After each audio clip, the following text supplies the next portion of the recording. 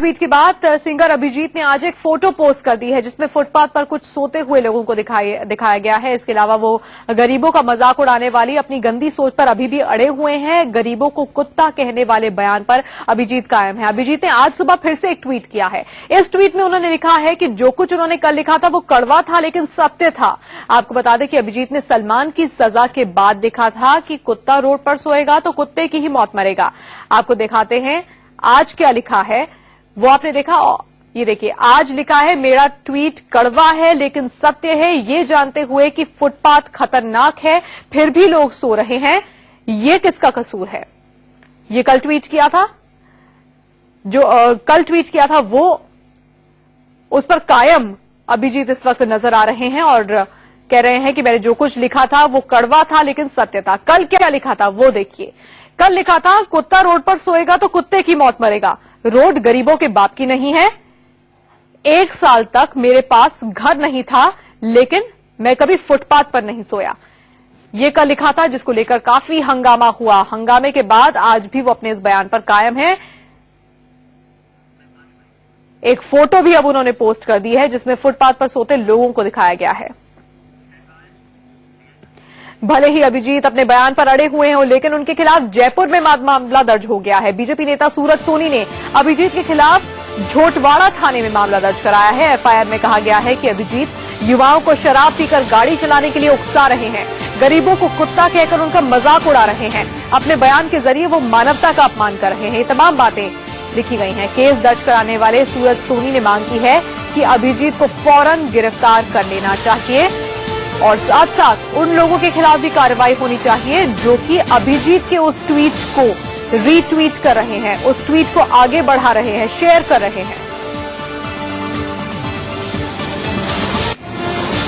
जब कल अभिजीत ने ट्वीट करके गरीबों का मजाक उड़ाया तो विवाद खड़ा हो गया था। इंडिया न्यूज के मैनेजिंग एडिटर राणा यशवंत ने खुद अभिजीत के सामने सवाल उठाए कि वो ऐसे बोल कैसे सकते हैं। अभिजीत ने क्या सफाई दी, वो सुन लेते हैं। हमारे मैनेजिंग एडिटर राणा यशवंत भी जुड़े हुए हैं जो आपसे सवाल करना चाहते हैं।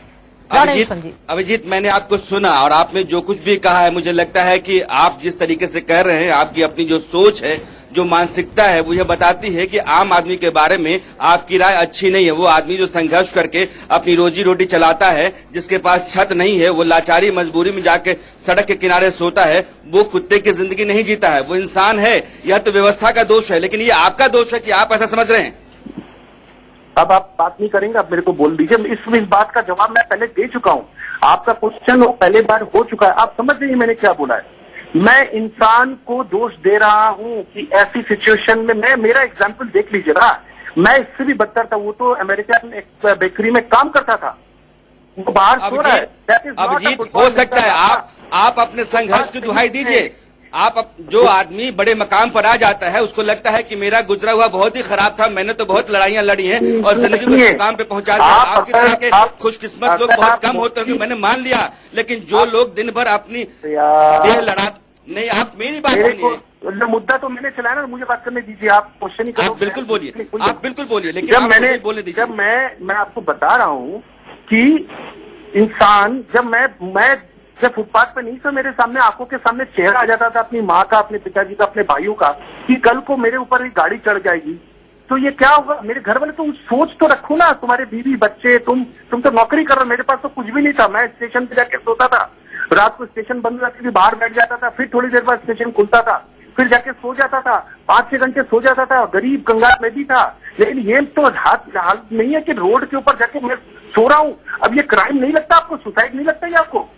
गाड़ियां चल रही हैं, दारू पीकर लोग गाड़ी चला रहे हैं, वो आपका सुसाइड नहीं है? अब मुझे सुनिए अभिजीत, आपने बोला है, अब मैं आपसे बात करता हूं। 1 मिनट मुझे सुनिए, फिर आप जवाब दीजिएगा।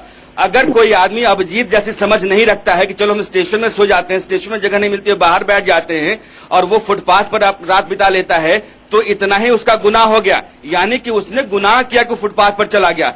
उसके पास अगर सुसाइड इज द क्राइम, तो this is also crime. Abhijit, आप ये बताइए, आप उन लोगों का हिमायत कर रहे हैं जो लोग इस देश में रोड पर दारू पीकर गाड़ी चलाते हैं। आप कहते हैं कि आपको समझना चाहिए कि रोड पर लोग दारू पीकर गाड़ी चलाते हैं।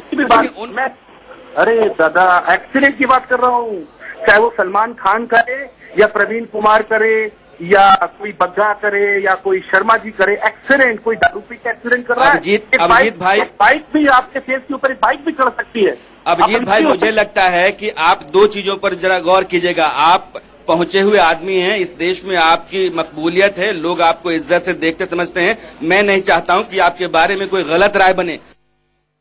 तो इंडिया न्यूज पर अभिजीत ने कल क्या कहा था वो आपने सुना। आज उन्होंने कहा है कि मैंने जो कहा था कड़वा था लेकिन सत्य था। एक फोटो भी आगे बढ़ा दी है जिसमें फुटपाथ पर सोते हुए लोगों को दिखाया गया, यानी कि साफ है अपने बयान पर वो कायम है, लेकिन जयपुर में मामला उनके खिलाफ दर्ज हो गया है।